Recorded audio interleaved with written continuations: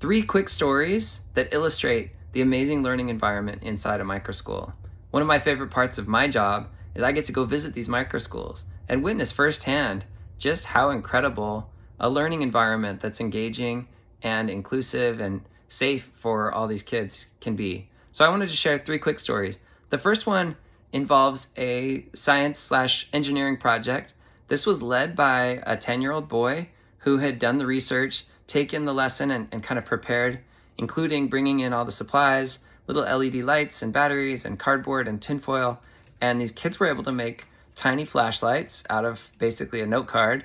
And they didn't know how to do this, right? They didn't have a deep understanding of Kirchhoff's laws and electrical engineering and all these incredible things. They're just 8, 9, 10 years old. But with the curriculum and with support from the guide, this kid really stepped up and became the expert. He was able to make his work, and then he walked around and just patiently troubleshooting with other kids in the class. So as somebody would run into a situation where, they think they're turning on their flashlight and it doesn't work, and the question is, well, why not? And let's see if the Scotch tape is covering where this aluminum foil is connected to this other strip of aluminum foil.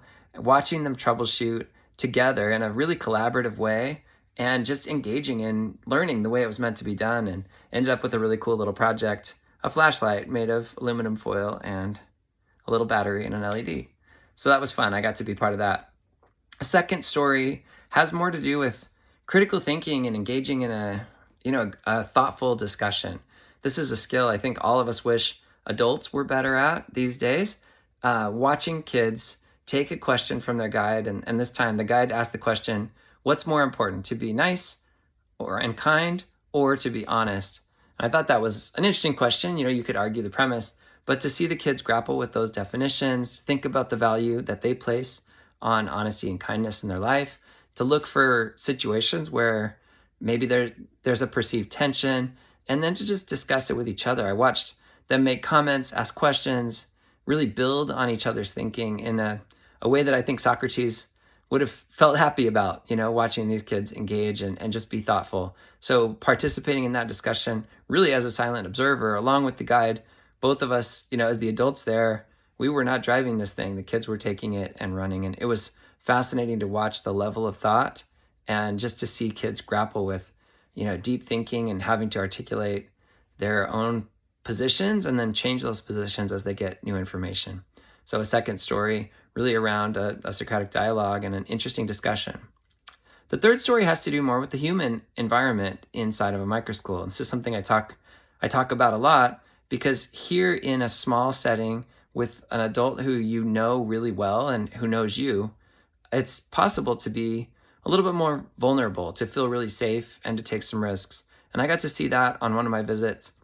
One of the girls in the class had had a tragedy strike her family. She had lost her dog, and that was a sad day for her. She had a close relationship with her pet.